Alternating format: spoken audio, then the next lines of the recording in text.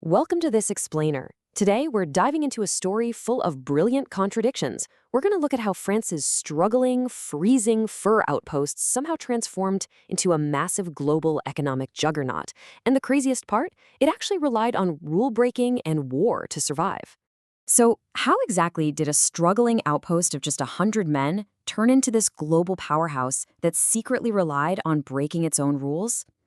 To figure that out, we have to look at the massive gap between the grand expectations of the French crown and the incredibly messy reality on the ground. You know, we often picture empires as these perfectly oiled, top-down machines, but as we'll see, the actual mechanics of global trade were driven by smugglers, merchants, and even global warfare.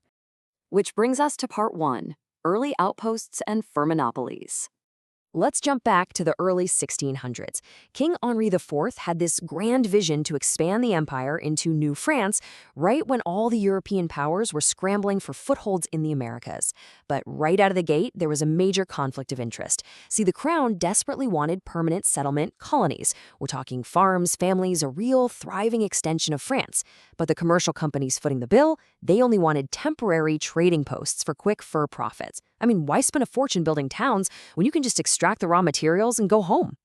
To force these companies to build actual settlements, the crown came up with a classic carrot and stick approach. They granted fur monopolies. So, for example, the famous company of 100 associates was given total exclusive control of the fur trade in 1627. But in exchange, the state mandated that they bring over 4,000 colonists over 15 years and actually help them survive that brutal transition to settle the land. And this push led to a rapid succession of permanent foundations right along strategic river choke points. First, Samuel de Champlain founded Quebec in 1608. Then came the fort at Trois-Rivières in 1634 to help with the fur trade. And by 1642, Ville Marie, which you probably know today as Montreal, was founded, actually right in the middle of enemy Iroquoian territory, primarily for religious evangelization. But the reality on the ground was pretty grim. Colonization was incredibly expensive and physically devastating. The winters were absolutely brutal, scurvy was widespread, and the colonists faced constant attacks. And those commercial companies we mentioned, well, they completely ignored their obligations to the crown. They preferred just keeping their fur profits instead of spending money to properly populate the land. It got so bad that by 1627, New France had barely 100 colonists in total. Moving on to Section 2, the strict exclusive system. Realizing they had basically zero control over these early outposts and were bleeding potential revenue, the state finally stepped in. Enter Jean-Baptiste Colbert, the Minister of Finance under King Louis XIV. He established what was known as the exclusive system.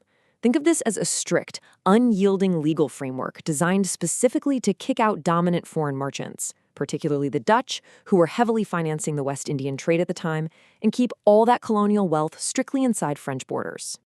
To build this totally closed-loop economy, the Crown executed a few really calculated steps. First, they brought the colonies under direct state control.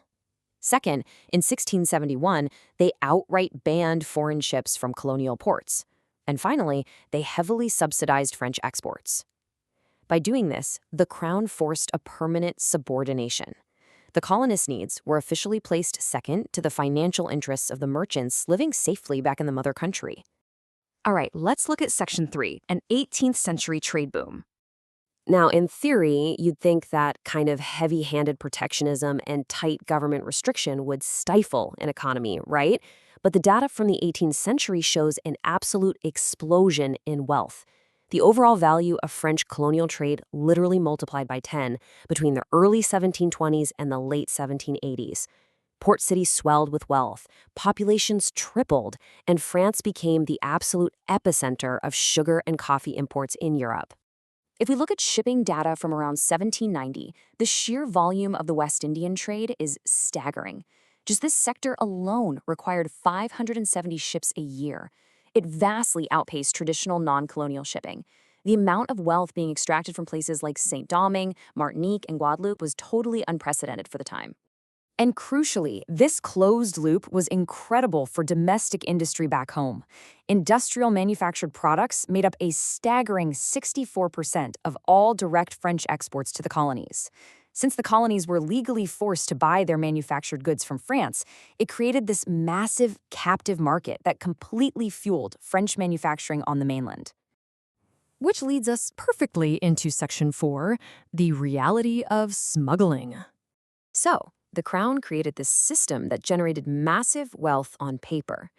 But it really begs the question, did merchants and colonists actually follow these strict mercantilist rules? If you are a planter out in the Caribbean, did you really just sit around waiting for a French ship to arrive with your supplies? Absolutely not. In fact, there's this incredible letter from a Philadelphia firm in 1789 that proves just how efficient multinational smuggling really was. It was actually cheaper to buy French wine through the Caribbean black market than it was to buy it straight from France. The illegal cross-imperial networks were literally outcompeting the legal market. The mechanics of this black market are fascinating. These plantations were massive, hungry operations. They constantly required supplies, like lumber, flour, cash, and tragically slaves, that the mother countries simply couldn't provide fast enough. This created an endemic trans-imperial black market, where colonists happily traded with US, Dutch, and Spanish territories. And honestly, the real kicker here? Even French mainland merchants secretly participated in it. They would publicly lobby the government to keep the exclusive system to protect their monopolies, while quietly funding illegal triangular routes because the profit margins were just better. Enforcement across the Atlantic was basically impossible. What's really interesting about this is how it completely shatters our modern view of historical loyalties. We like to think of French merchants and British merchants as loyal purely to their flags, but in reality, merchants gladly used the protectionist system when it suited them and then bypassed it the second they saw a better profit margin. They navigated state laws, borders, and national identities simply as business variables. And that brings us to our final part, Section 5, Warfare as an Economic Balancer. This is probably the most counterintuitive part of this whole explainer, because France maintained such strict control over its colonial imports. They effectively hoarded highly desired products like sugar and coffee, and doing that created massive structural economic imbalances and deficits for neutral Northern European nations. Basically, France was getting rich, but the math just wasn't adding up for the rest of the world. We usually think of war as just an interruption to trade, right? Just violence and chaos. But historians point out that because these mercantilist imbalances were so severe, warfare actually acted as a necessary global recalibration tool. War wasn't just a breakdown of society, it was the pressure valve that allowed the global economy to reset itself. Let's look at exactly how this worked. When war broke out, and remember, in the 18th century it broke out a lot, the French Navy was way too busy fighting to actually police the Atlantic. France couldn't enforce its monopolies anymore. And that allowed neutral nations, like American and Scandinavian fleets, to swoop right in.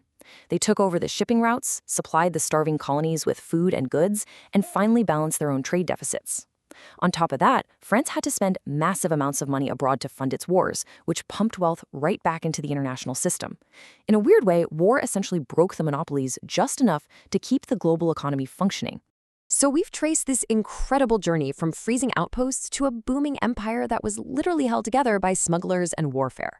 If the mighty French Empire relied entirely on illegal black markets and destructive global conflicts to keep its supposedly closed economy afloat, we really have to ask ourselves, can any modern global trade system, no matter how strictly regulated, ever truly eliminate the black market? Or will human ingenuity and global workarounds always find a way to balance the scales? Thank you for joining me for this explainer, and I hope it completely changed how you look at the hidden mechanics of colonial empires.